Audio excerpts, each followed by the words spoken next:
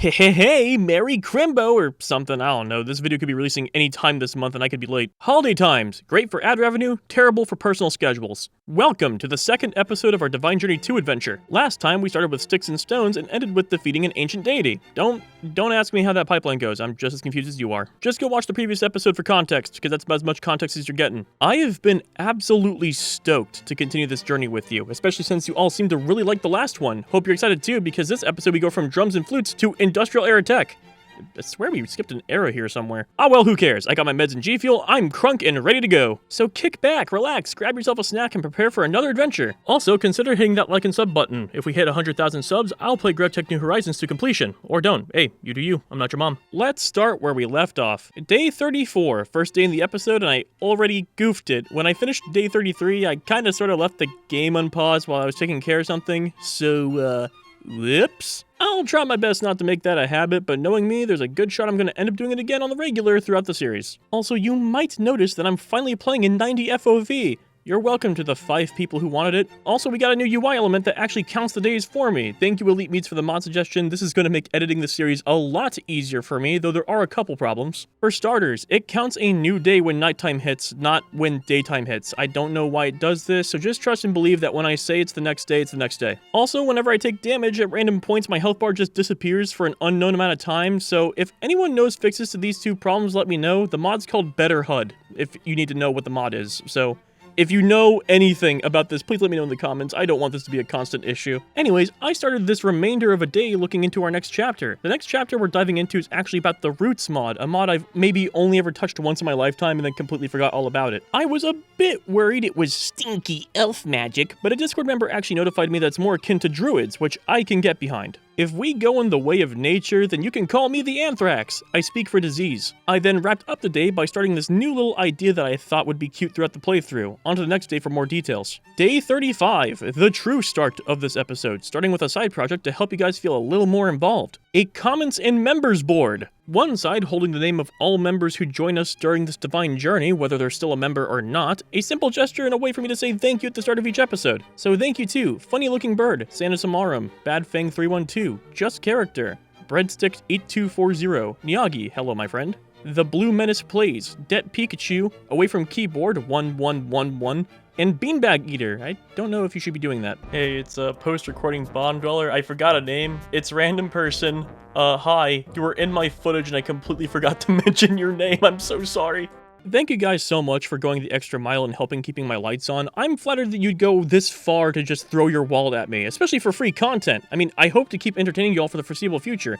And also, a friendly reminder, you get access to unique emotes, a badge next to your comment, and access to our members-only chat and polls on Discord. Just thought I'd let you know. That's not all we got going on, though. Behold, the comment board, where I will immortalize some comments from every video that were really helpful, really funny, or so undeniably cursed that you get put up here to be shamed. Starting off with ABC Warrior, who said another step closer to a GT&H playthrough. Truer words have never been said, considering that we're now almost at 30k the time I'm writing the sentence. Codename CAT said I should use set home in home. Okay, there's no way this shit works, right? I mean, they wouldn't. Oh my god, thank you. Glacius Work said Tinker's construct is the fun kind of broken. Fully agree. Then we have Teethling, whom I caught while they made me second monitor content. Serves you right. Just kidding. Enjoy my content in whatever way works for you. By the way, I know one of you is doing it again. I can smell fear. That's all the comments for now, but there will certainly be more next episode, so if you want to help out or you want to say something really stupid to hold over your head like a badge of shame, go for it. Just, you know, make sure it won't get my paycheck sent into a wood chipper. Anyhoozles, literally all of day 35 was spent setting this up, so day 36 we get back to work. Day 36, we start this day by taking on the beginning of roots. I plant the only wild root I had in the farm so we can start stockpiling. I made some terra moss with our spores and using a knife to scrape off the moss from cobblestone. Then I used the same knife to cut down trees to get bark. After bone mealing the wild root and planting what I could, I cleared out the 3 quests we knocked out today, then read the next. We need a pyre, which requires us to use flint and steel on it, something we cannot craft without steel, which is actually in immersive engineering, and we are apparently doing 2 chapters at the same time. Well, guess it's off with protecting the trees and on with mass deforestation. Though that does mean we actually need to do a mining trip, which we will start on the next day. Day 37. This entire day was a mining trip because of two reasons. One, I really wanted to stock up on metals, especially alumite, as I was running low on repair kits. And two, a comment actually brought up that if I was starting engineering, I was going to need a dragon's hoard of iron. So, it's time to become Smaug and get that hoard. That's a funny Lord of the Rings joke. While I do this mining trip, I do want to say thank you to all the people who showed love and support in the first episode of the series. This was an incredibly experimental thing for me to do, and the fact so many of you jived with it and wanted more actually got me really pumped to continue this adventure. If there's anything I can do to make this a more enjoyable experience, do let me know, but for now we'll stick to the narration and occasional eye candy. This mining trip actually took us up until halfway through day 38, where I found everything but aluminum. Turns out my goofy ass was mining at the wrong Y level. Explains a lot. Inventory is too full to continue though, so I used that sweet new home tech that was given to me and dumped my metals off. I also began to make more alumite because I needed more kits, but the obsidian is gonna take a bit, so guess I'll finish up my roof real quick. You know how I said I built my roof last episode? A half-truth. I built most of it, but ran out of rocks. But now I am no longer rockless. I did some roofing, finished the walls, and climbed back down, which conveniently was at the end of the day. Day 39, start of a new real-life day, I spent half the day just prepping up some sharpening stones for my pick, as well as a little side quest item. One that I admittedly should have done a long time ago. Epic backpack. Yeah, I don't know why I didn't do this last time, but we're here now and that's what matters. Anyways, call me Grandpa because the stairs are calling my name. I threw myself down into the stinky hole for the rest of the day, gathering a large amount of varying metals for the horde!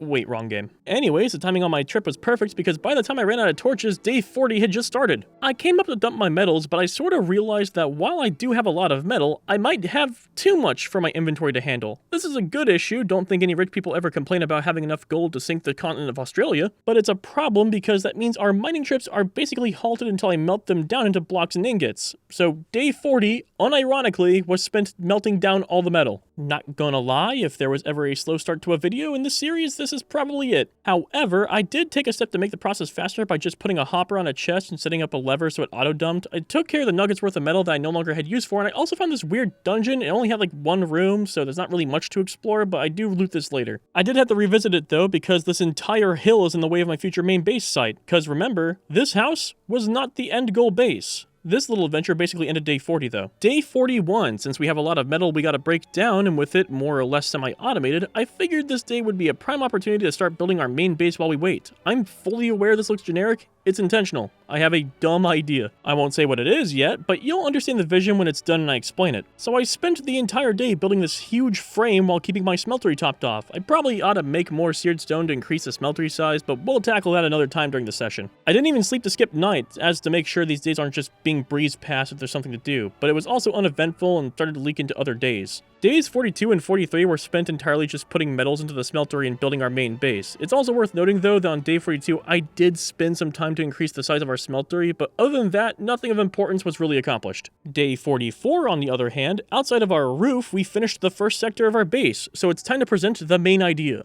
Behold, the cube!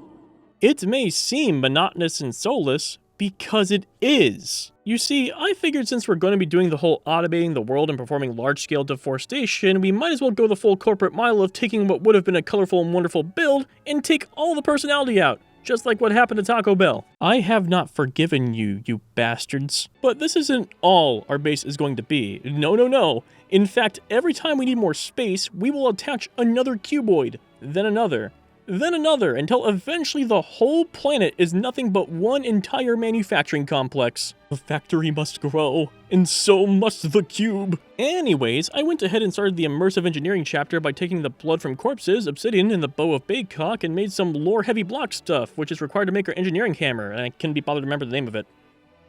Once I made the hammer, we finally got a proper trophy to signify our advancement. Ignore the fact it took me a month to get back to this series, it's been a busy holiday. And from the looks of it, this month is not any better. We ran into another issue though. Turns out to make the coke furnace, among other brick structures, these weird lore blocks are actually required to make the bricks for these structures. So I need to basically either make a zombie farm, or be okay with yeeting my body into a smeltery for a swim. However, it's getting late in real life, and that process requires me to find a place to dump my experience, so we'll just have to wait till the next day. day.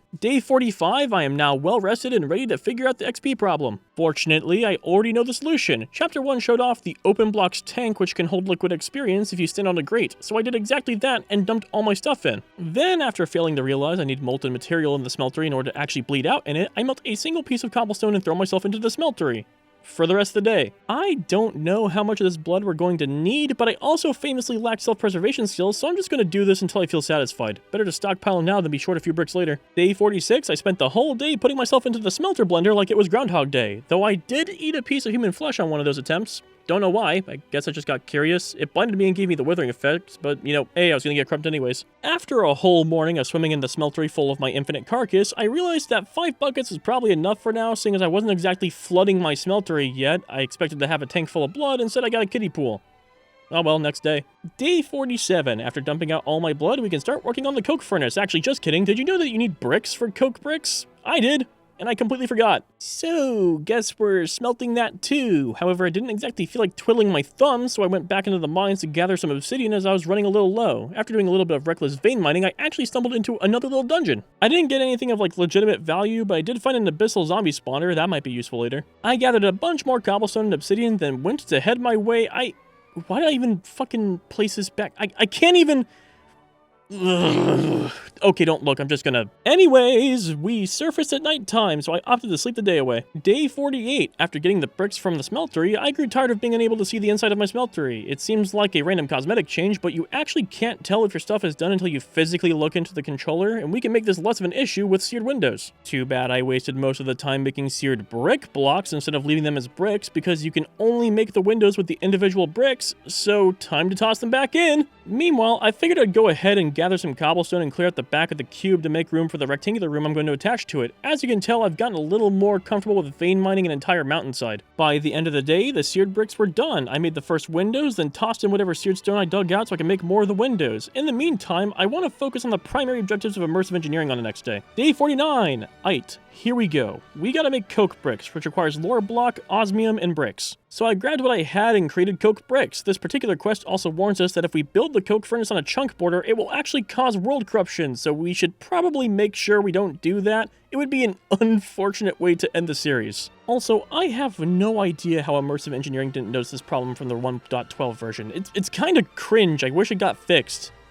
Anyways, we may have made the coke bricks, but we don't have enough to make the coke furnace, and we're out of osmium. Fortunately, our smeltery is ready to fire up at nearly its original capacity before the windows. I say nearly because we're missing like 2 blocks, and then, we'll cross that bridge later. For now, I dumped all the osmium in and let it drain out, passing time by adding onto the cube. Ideally, this large rectangular room will house some of our immersive engineering structures. I'm going to do my best to not lawn base this series, and I think that having this extra room in the cube will mitigate some of that. I spent the rest of the day measuring out this room and adding to the frame, only to peek out of the hill and see that we've actually entered the start of day 50, where we then acquired our osmium and turned it into coke bricks, completing the quest. But I do need to check to see how slow this process is, and yup, seems like we're held back by this thing. All good. Fortunately, I'm well versed in making more than one furnace thanks to GregTech New Horizons. Unfortunately, not only does this mean that we need far more bricks, but it also means that the without the grind part is entirely full of shit. Like, you can't say that and still believe this slow process is fine. That all being said, this does give us more time to build our base though, so you won't hear any complaints from me. After we get this process up and running though, we're going to need a blast furnace for steel, which unfortunately can't be automated. The idea is down the line that we have to make better machines to automate this process, which is fine, just means I have to babysit this machine when I get there.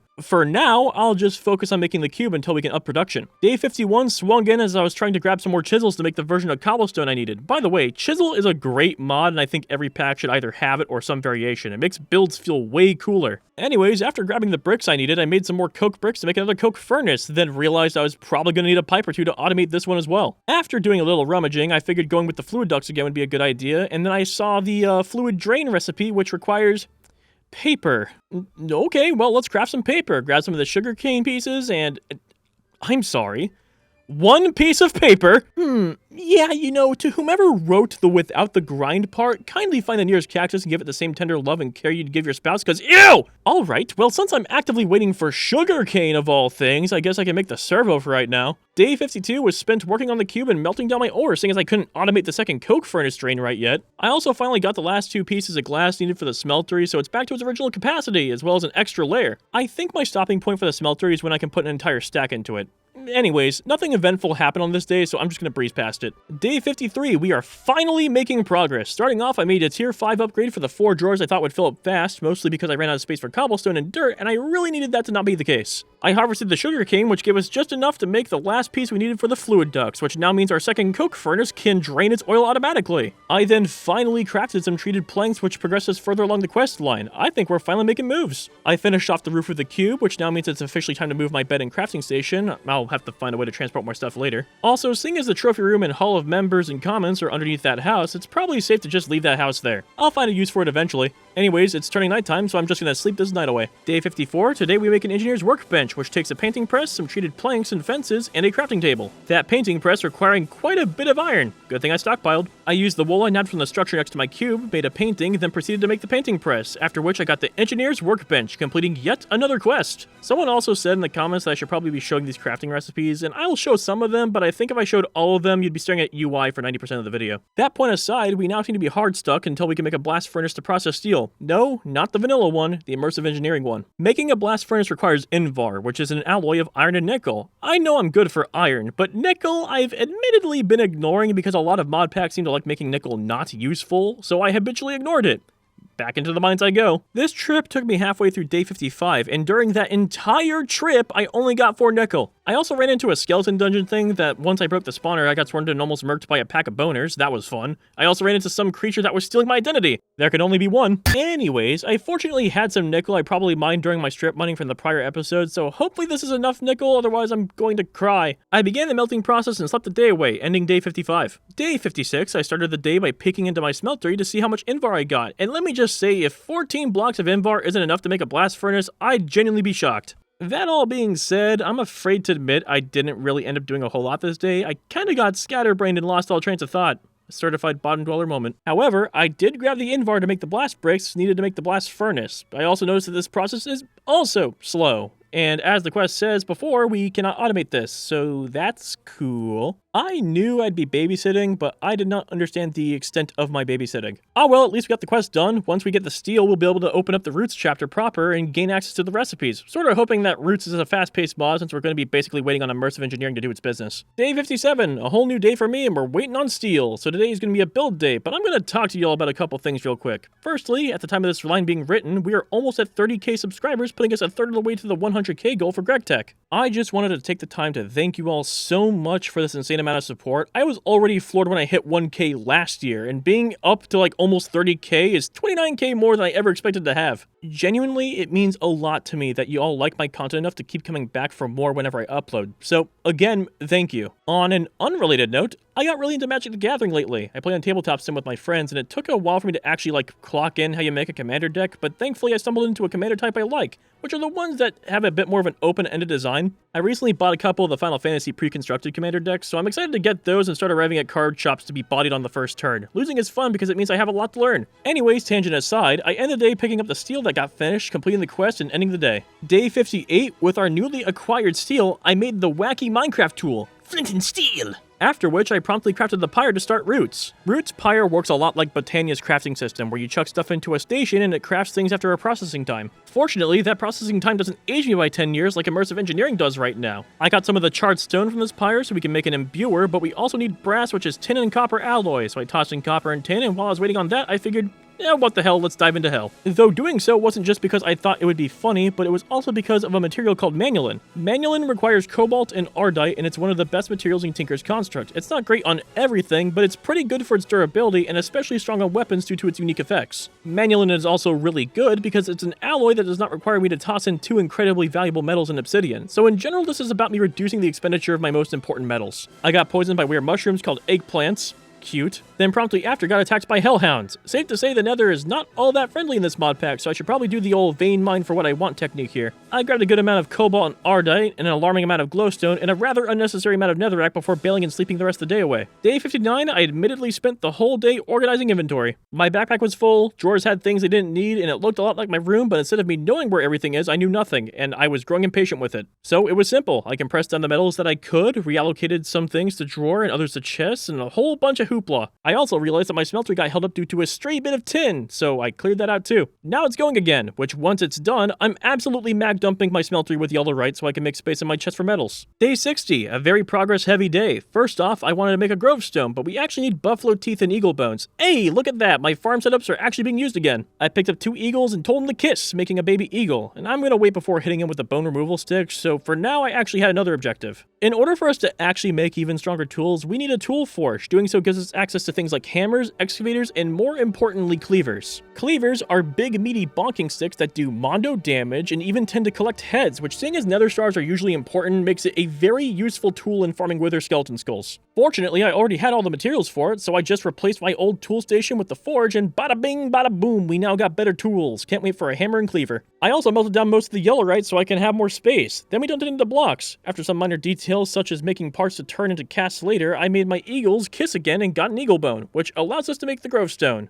Not entirely sure how this works, but hey, progress is progress, we'll cross that bridge later. I also made the mortar and pestle, which is super duper important. Fortunately, we already had paper solved before getting to this point. Fucking fluiducts. I then ogled what the core of this mod was, and it seems like it's all about casting nature spells to do really dumb shit. One of which brought up a pseudo flight spell that we could access before jetpacks. Classic druid, getting wacky powers just because the moon liked us that day. I wonder if this is how the astrology witch girls feel every day. After all this was said and done, I threw myself into bed and fell asleep. Day 61. A bit of a, unprofessional day, as I completely missed the footage of me making anything important by forgetting to hit the save replay button. I'm a professional, and I still can't hit a button when I need to. Anyways, just to give the cliff notes, I crafted the imposer and imbuer on this day. It wasn't the most productive of days, but it did happen. Also, I found out eagles, when they grow up, unseat themselves and will teleport to you, which is incredibly inconvenient. Anyways, let's move to a day I actually remember to hit the button and don't get distracted by watching Space King. Day 62. Alright, it's time to handle some sack. And by that, I mean make 2 bags for totemic and roots. What else could I mean? Anywho, I got really hyperfixated on the concept of a manualing cleaver. So while I was waiting on the rest of the yellowite to vacate itself from my hot pit, I went ahead and started putting up marble walls to the second room that likely won't be finished this episode just due to time constraints. Once the yellowite was done, I meticulously made sure I only put in the amount of cobalt and ardite that I needed to make the blade. Manualing has a solid durability, but a rather atrocious durability modifier. So while we should totally use it for the weapon blade, the handle's a no-go. I ogled the materials in U-Book after putting all my guides in the Akashic Tome that we've neglected this entire episode, of which I determined at least the plate was going to be made of lead. This decision process actually overlapped into day 63, where I spent the whole day making the tools. Hyperfixations go hard, I guess. Anyways, unrelated to the day, I do have an end goal in mind for this episode, which we'll get into during day 64. In case you didn't realize or are watching this in the future, this video is being made right before the holidays. This is important information because during the end part of December, I literally don't have time to make the same quality of video. So, these chapters have to be split up into multiple parts, not due to time consumption, but due to time constraints. What's our goal? 2 things, one from each chapter, the Faye Crafter and the Drawer Controller. I feel like these 2 items to some extent are pretty sizable steps to make before we wrap this up, and fortunately the Faye Crafter is actually happening today. All we gotta do is run around for flowers and make petals, turn our abundance to amethyst into blocks and use some random saplings, and like that the Faye Crafter is done. We need draconium, a couple pieces of it, which is commonly in the nether. Seeing as I already need cobalt for sharpening kits, now's no better time to hop in and... Okay, hold on. This thing? This right here? I want to know what glue the devs snorted to think this was a reasonable mob. This mob is a blaze, but it spams its shit with no cooldown. It's actual garbage, pure liquid diarrhea manifest. So much so that it's responsible for my first non-smeltery death this series, and I'm going to casually show you what I did when I met my second one. Yeah, I activated Peaceful for exactly 2 seconds with the express purpose to atomize this moron. If anyone in the comments has advice on how to handle this dipshit, please let me know. Until further notice, I will just be atomizing it with Peaceful mode until I need it. This mob competes with the MC Eternal 2 Goose on levels of nonsensical balance. Anyways, I gotta go find... Oh, there's Draconium. Convenient. I gather some up as well as some cobalt before using the wacky command to warp back home, coming in at the start of the next day. Day 65, with this day we set out to make that drawer controller. Mine on the prize now. We make our red alloy so we can make whatever these doohickeys are. Can't be bothered saying what they are, and I'm writing this as my meds literally wear off. We gotta move fast before my neurons shut down. Then we take the doohickeys, the steel, our drawer, and this diamond lattice, and like that, we have the drawer controller, which wraps up this episode. Despite the frustrating stuff in the nether, I did thoroughly enjoy what we did today. I wish I could have done more, at the very least finish these 2 chapters so I didn't have to split the section into 2 parts. But alas, it is the holiday of crusty mass. So I kinda had to, so the video made it on time. Didn't want to leave y'all without entertainment. The moment these holiday times end, I'm gonna lock in and finish these chapters so we can be one with nature and carbon monoxide. Thank you all so much for watching, and of course, special thanks to these members who keep the lights on. Your support is greatly appreciated, and I hope to make your time worthwhile. If you like what you saw here today, you know what to do. This has been the Bottom Dweller. Happy holidays.